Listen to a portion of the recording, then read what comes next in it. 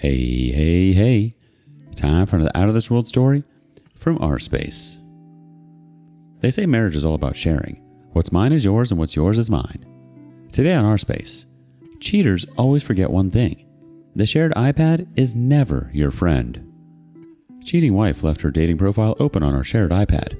Now she's single for real and fighting for a place to live. I, 31 male, and my wife, 29 female, have been married for 4 years now. We're a young couple, but for the most part, I always felt that we were doing well navigating the ups and downs of being married. I feel like it gets easier the longer it has been, and for the most part, I sort of see that effect in play in our own relationship. Unfortunately, I couldn't have been more wrong, as I've discovered that my wife has been cheating on me, or at least has been intending to. I don't know how long it has been, but that might not even matter. It's just something I want to know so I can fully understand the extent of the betrayal. Some necessary background is that we're not quite wealthy. We're not poor either. Some months we struggled a bit to put together the money for rent or other bills, but thankfully, that's not the norm. I'm doing my best to work hard and earn more, but for now, it has been a slow rise upwards. As a result of our financial state, it's not quite wise for us to splurge on electronics all over the place. We each have smartphones. She insisted on getting an iPhone. It's not the latest one because I put my foot down on that, and I have an Android. However, for work and entertainment purposes, we made the shared decision to get an iPad. I got the iPad because the bigger screen helped immensely at my previous job. However, now that I no longer work there, I don't use it as much as I used to. However, it is still a shared device. She knows that it is for both of us, especially as I was the one who paid for it because of my personal needs at work. There was a day that I was sick at home, and I asked her to get me the iPad so I could watch some YouTube videos while resting. You would have thought that I had no right to it because she kept asking what I wanted to watch on YouTube, why I couldn't watch it on my phone, and why I couldn't watch it on the TV.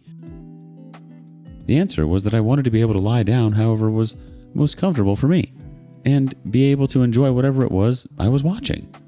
In the end, I got annoyed and told her it didn't matter, that I just wanted to use it because it was the most comfortable option. She went to the room to get it and came out about 5 minutes later and handed it to me. That wasn't the point that I found anything out. But when the eventual thing happened, I couldn't help but remember how weird she acted about it. Now, when things actually got messy was when she told me she was going out with her friends on a Friday night. She dressed up very nice, but I know that women tend to dress like that on their girls' nights out, so I let it happen, even if part of me wasn't a fan of it. She said she was late and she was out of the house in a rush. I wanted to watch a new video from my favorite YouTube channel, and I was about to do it on my phone while drinking a beer on the porch, but I decided that the iPad would be the best choice for that. I had to do a lot of searching for it in our bedroom, but I eventually found it tucked away at the back of one drawer of her bedside table. I had no idea how my entire night was about to be ruined when I unlocked it. The iPad was open to Tinder. I almost couldn't believe my eyes.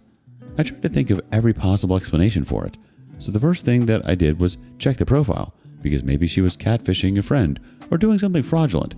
Honestly, I would have preferred that to the default explanation, though I likely still would have left her. But it was her profile. All her photos were there and she claimed she was single. That was when I realized that there was no convoluted explanation to the whole mess. She was simply just a cheater, and this was the completely coincidental way that I found out. I went through the messages and ended up finding out that she was meant to meet with a guy called Jared that very night. The whole girls' night thing was a lie. She had messages with at least 10 other guys that she had matched with. I have no idea how many of them she had met with, but going through at least 5 of the other chats, I realized that she had met up with at least one other. This was going to be the second. I felt like I was losing my mind. I have to appreciate the stories that I have read here because, despite how my head was spinning, I still had enough common sense to be able to document all the messages that I could. I made sure that timestamps showed as much as possible so she couldn't be able to defend herself and say they were old screenshots. Looking back, it wasn't smart, but I had to get in my car and head straight for the location that they said they were going to meet up at. It was a really popular bar and restaurant. I had no intentions of confronting them. I just wanted to see it for myself. When I got there, it actually wasn't hard for me to spot her at the bar the moment I walked in. She was laughing with a guy, and from the pictures I had seen, it was the same Jared person. As much as I hadn't come to make a scene, I was so tempted to. Do you know what it's like to see a wife, not a girlfriend, in the act of flirting with some guy, with the knowledge that they'd probably head back to his place that night and sleep together? And then she'll come back home to you that very night and try and act like another man wasn't just in her? As I'm typing this, I'm furious all over again. Somehow, I was able to sit down and calm down, and after a full minute of trying to settle myself, I took a picture and then a video of the two of them.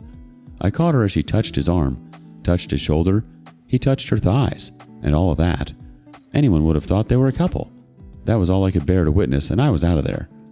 I seriously considered making a scene.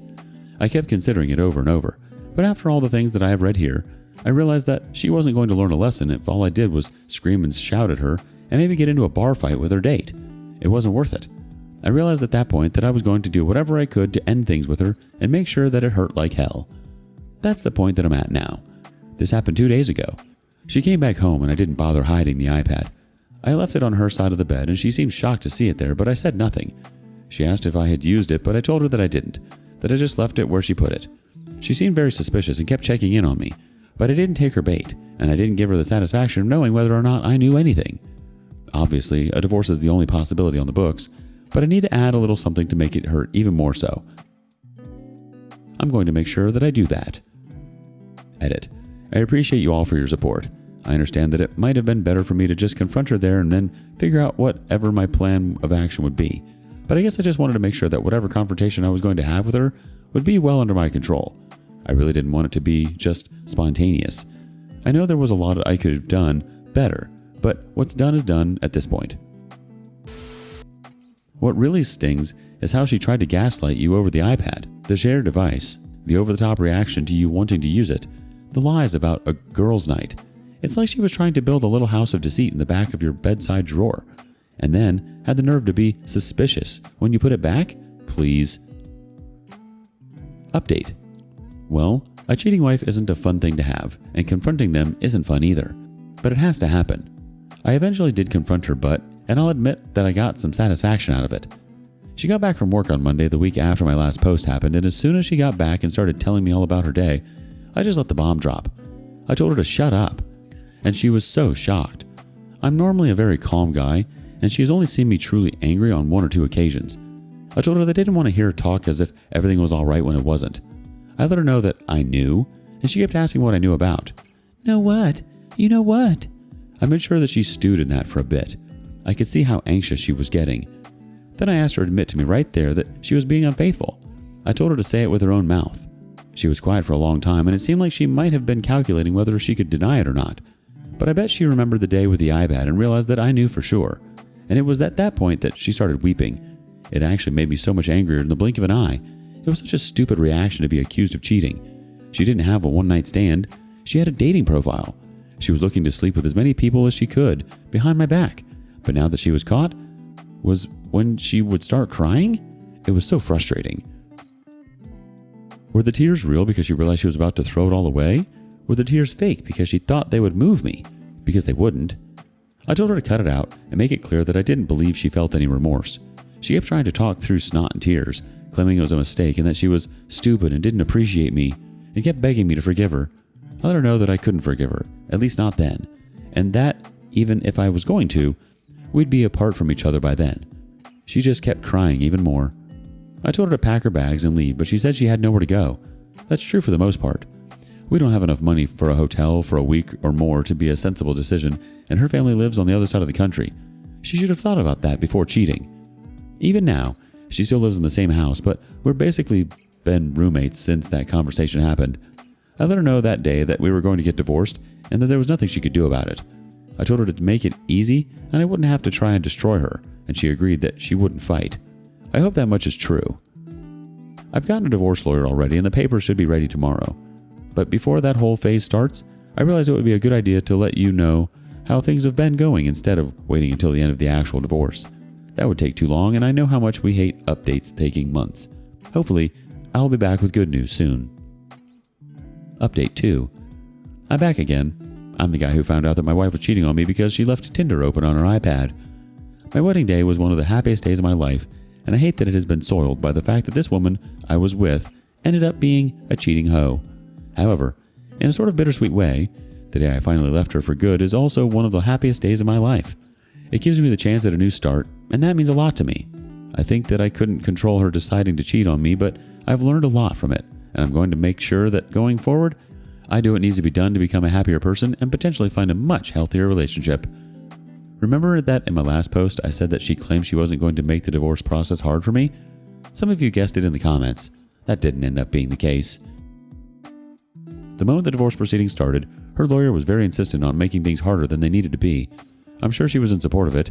Even though we weren't rich, I had some uncomfortable savings and a few thousands of dollars, and I'm sure the greedy bastard wanted to make sure we split that too. He wasn't going to let his client leave with nothing, so at that point, the divorce proceedings were no longer amicable and things started to get heated. It was at that point that I couldn't keep up the whole roommate thing that we had going on. It was going to end at some point, and she just gave me the perfect reason to end it. So the moment we got home that day, I told her to pack up her things and get out of the house. I didn't care that she didn't have a place to stay. I told her she could go and impose on one of the girls from the nights out she used to have so often, that she used as an excuse to go on dates and cheat on me. She tried to make it harder than it needed to be, but she eventually left. When we went back to the proceedings, it was clear she was out for blood at that point. She had nothing to lose. But I was the one making more money, and it seemed that translated directly to me getting a better lawyer. At that point, her infidelity went on the table in full. There was no need to keep protecting her. I made it clear that the divorce was her fault, and that if she hadn't cheated on me, there would be no reason for us to be here trying to divide assets and all of that nonsense. Of course, even with her wrongdoing slapped in her face like that, there was no way she was going to roll over and take it, so things eventually went before a judge. I think that was the best thing that could have happened considering how she had been. My lawyer was able to lay out all the evidence of her cheating and our financial status, and even made a pretty good claim that a lot of the money that we had tried so hard to save was being spent on illicit affairs. Her own lawyer came with the angle that my wife has been using Tinder and dates as a means to escape my abusive and neglectful behavior, and that wrong as it was a coping mechanism for her. I was surprised that he didn't just try and deny the evidence that I brought, but I guess there would have been too much jumping through hoops to make that work well. In the end, things worked in my favor, as you all must have predicted. We didn't own the house. It was an apartment that we were renting, and I had been paying the majority of the cost, so there was no point leaving it in her hands. She had already moved out too, which helped with my claim. Our financial state was so close together as well that alimony was mostly pointless. The only thing I do have to pay was money for her to get a place to stay for a few months so she could eventually get her feet back on the ground. It was a financial hit, but it was a worthy trade-off, to be honest. Ironically, she got to keep the iPad. That was pretty funny. The thing is, since she was already staying with a friend, even after the divorce was finalized and she had gotten the money from me, she didn't put it towards a place to rest her head. She continued staying with her friend, and that ended up being a bad decision. Apparently, her friend kicked her out for some reason or other, probably because she had stayed there too long and wasn't contributing a dime, and she was left with nowhere to go because she came knocking on the door to the apartment that used to be for the two of us. She was crying, and she was talking about how she was going to be homeless and she needed a place to stay. Here's the thing, I don't want anyone to be homeless, especially someone that I know and that I once loved deeply. But in her case, I genuinely didn't care because it felt like the consequences of her actions and nothing more. I didn't see why she should cheat on me, and then I should be the one to rescue her from it. She would have had a roof over her head if I had been enough for her, but I wasn't.